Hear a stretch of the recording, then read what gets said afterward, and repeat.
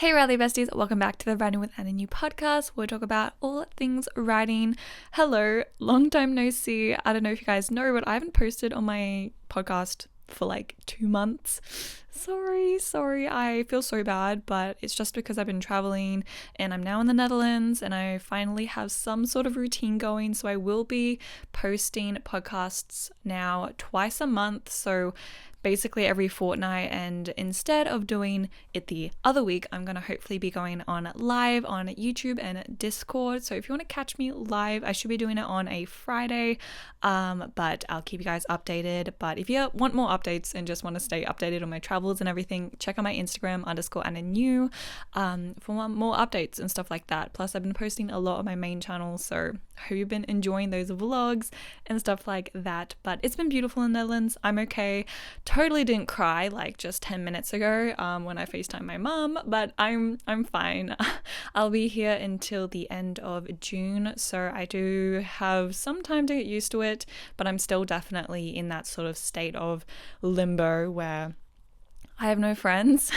If you guys want to know my mental state, just look at my Instagram. Like my poems say everything, so check that out if you want.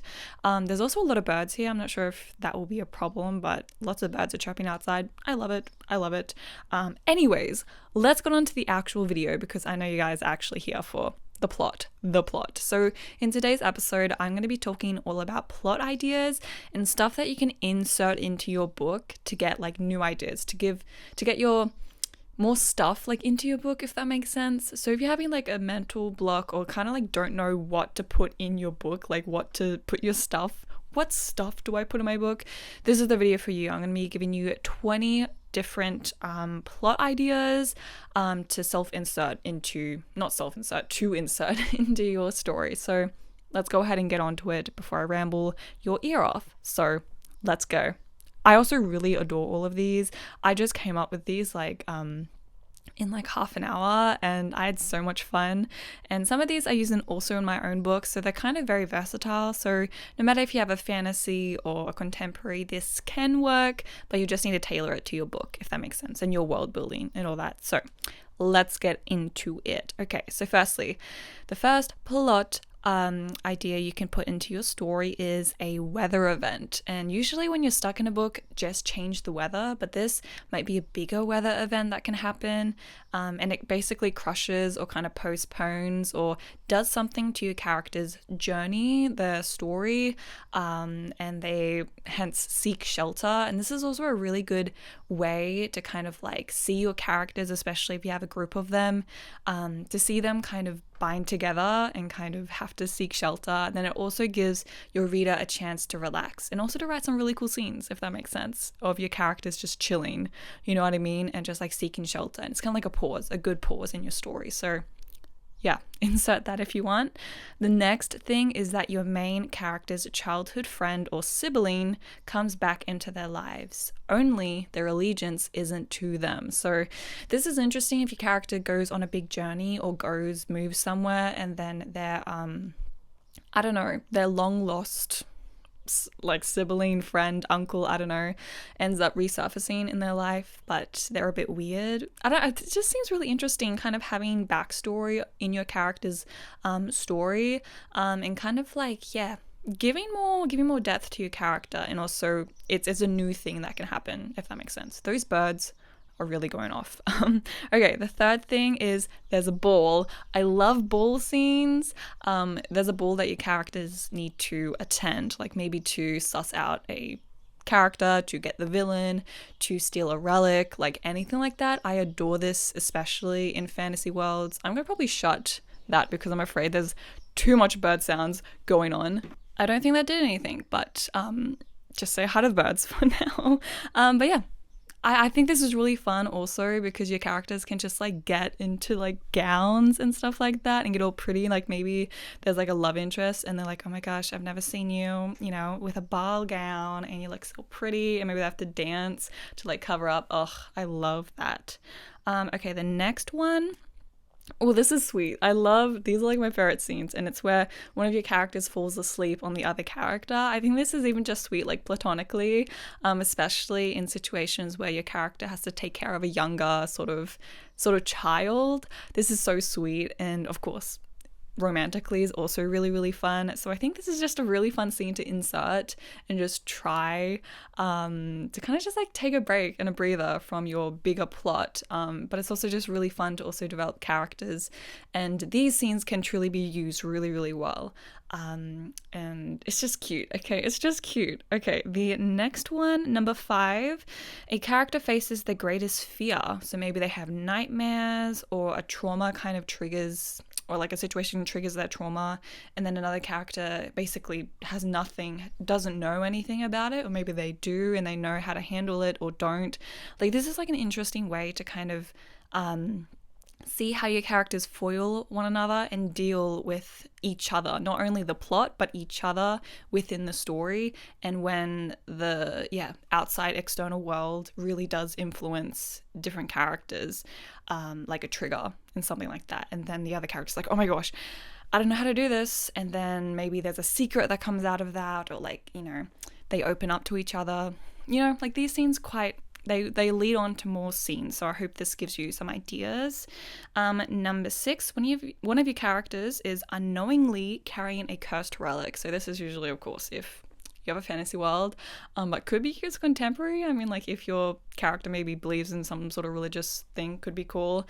But this is interesting because it's unknowingly. I can definitely see like a character who is like very like, I don't know, more of the clumsy character who like didn't know, or like they picked it up from like a, I don't know, troll camp and they're just carrying around this cursed relic and they're like, this is what happened. Ugh, I eat that stuff up all the time. Okay, next one, number 7, a friendly ghost helps your character discover a hidden secret, maybe about like the place they're in or their journey. I don't know. This is really, really cool. I love ghosts. I'm kind of brainstorming a little short novella right now, and I'm just obsessed with ghosts. Like, you guys know I'm going to publish Ghost Side.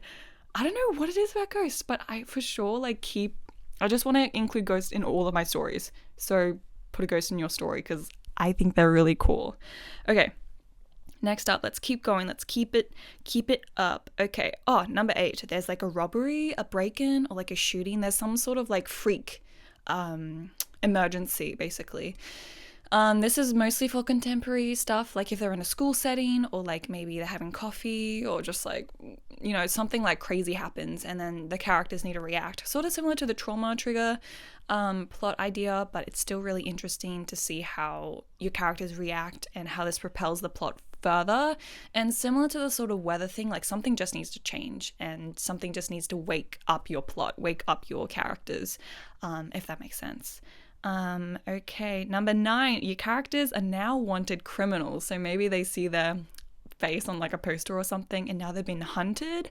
It's kind of like, you know, that sort of plot idea very much, it kind of heightens the plot and increases the pacing of your story in a way. I think that's really, really fun. And it's so cool. Maybe your character's like, I don't know, there's a character who's like, what? I wanted, and they're like really freaking out about it. Ugh, I love this. I'm gonna like for sure write like a fantasy right now that's just like based off these really cool tropes. I adore it. Okay, number 10. Your characters come across a maze, a graveyard, a labyrinth, or library. So basically your characters get lost for a period, and this is giving me like Harry Potter vibes, like the Goblet of Fire, I think it is. Yeah, the last scene. What's that? My boy. Sorry. That comes out of my brain. Anyways, yeah, I think this is really fun, like how settings and new places can really help inspire a new plot sort of point, a plot beat. And it's really cool, especially if your characters are on a big journey and they it gives me like Lord of the Rings or like the Hobbit vibes when they go through that forest. That's like the dark forest. It's really, really interesting. It kind of tests the character's limits and ability to work together, if that makes sense. This is a good one. Number 11 is your character needs to work with their ex-lover. And this is maybe your main character who has like a history, or a character within your story who has like an ex-lover and they were like together. Maybe it's like a sort of like magic thing and they need to work together because your character only knows that, oh, I have to work with her. She's the only one who knows how to do this, or like he's the only one.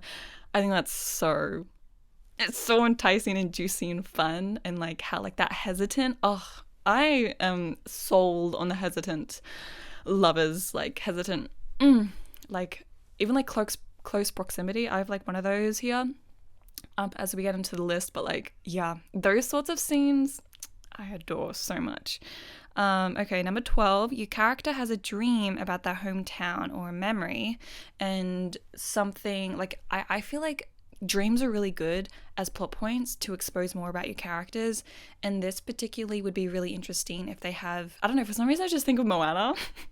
Moana, the Disney movie, where she thinks of her home island, but it's like all overrun by like dead. So it's kind of like she has a dream about her home and she's like, I want to go home, but then if I do go home, then this is going to happen if I don't continue on my journey. I hope you guys know the scene I'm talking about, where like everything turns to ash basically, and her like parents are running towards her and they turn to ash. I don't know, or get swamped, I don't know. But that's really cool. That's a good plot point.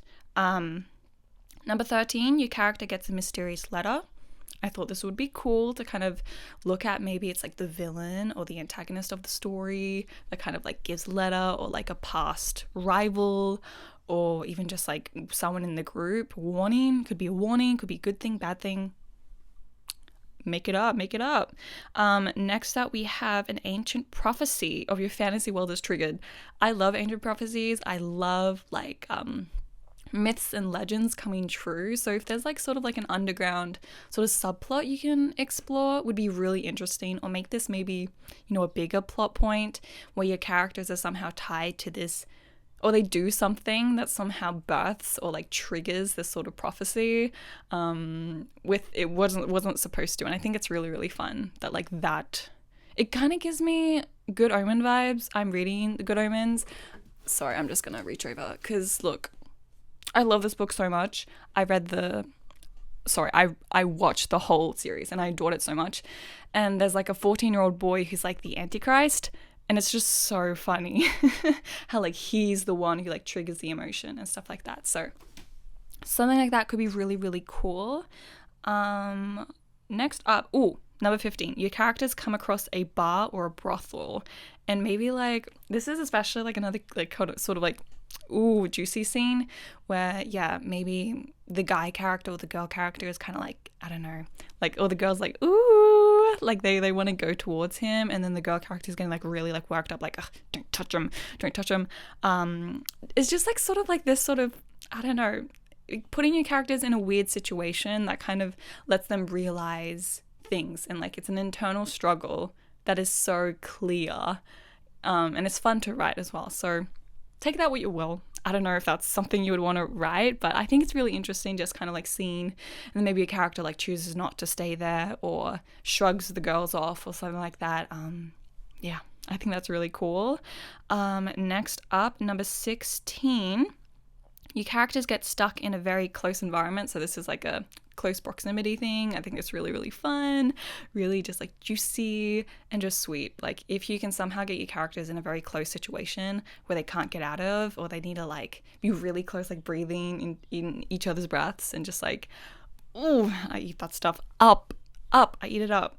Okay, next up. We're really running through these. It's because I don't have a lot of space on my camera, so we gotta work, and I'm sure you guys are appreciating me not rambling too long. But anyways, let's continue. Number 17, there's a surprise attack from your character's enemies. This is really interesting because I love how, like, I don't know, especially fantasy worlds where like it's kind of premature and the battle like basically happens like that, or there's like a surprise attack and they're like, oh my gosh, our enemies are way closer than we thought, and we thought we were well ahead. We're not. That sort of like realisticness is really refreshing for me, and it just like, I love putting my characters in a situation where I need to really think about how the heck I'm going to get them out of it, and that's the funnest thing, especially in fantasy world. So maybe think about that. Next up, we have the accidental kiss, or like need to get like cover up, and this I eat it up. I eat a lot of these plot points up all the time, but like when like, yeah, they're in a party or something and they're about to get caught, and like there's a guard walking, and then they need to like kiss each other to like hide each other's faces. Oh my gosh. Yep, that's nice. Okay. I'm gonna stop because I'm gonna rant too much on this point. So let's move on to number 19, where a character saves a child, or a child that looks like their sister, or like it's just like a very sweet thing where your characters like kind of go out and like save. Maybe it's like a market and your characters, the little kid's about to get run over. I hate little kids, period. I just hate them. Anyways, although it's really annoying, it kind of shows that your character's like wants to help. You know what I mean? But I feel like that's fun. Ooh, and number 20, the last one in this list is character confessions before the climax. So I feel like having a confession before the climax is even better than after, because it's just like they know what they're fighting for, like in the war, whatever's happening in your climax in the story. I feel like that's fun. Just add in a little confession, even like anywhere in your book, sprinkle it in, or like foreshadow it a little bit where your characters try to confess, but then they're taken away from each other. Ugh, yeah, that's gonna like make your readers so angry, but I feel like the real confession will be even more heated. So anyways, that's all of the plot ideas, plot points. I hope you guys enjoyed this episode, and yeah, I love you so much. Let me know down below in the description if you're on my YouTube channel if any of these plot points helped you. I feel like you could just use all of them. Try it. Like honestly, that'll be so cool being able to use all of these plot points, but just take what you want from this video. You don't have to use all of them, and just make sure you tailor it to your story and see what happens there. I feel like this is so fun, and I just adore thinking about interesting things, because that's literally like what a story is. It's just these little plot points going into your book. But yeah, hope you enjoyed. Keep at it. But yeah, I hope you enjoyed. Keep updated on my Instagram and my YouTube channel, and I will hopefully be posting very consistently on my podcast every fortnight. So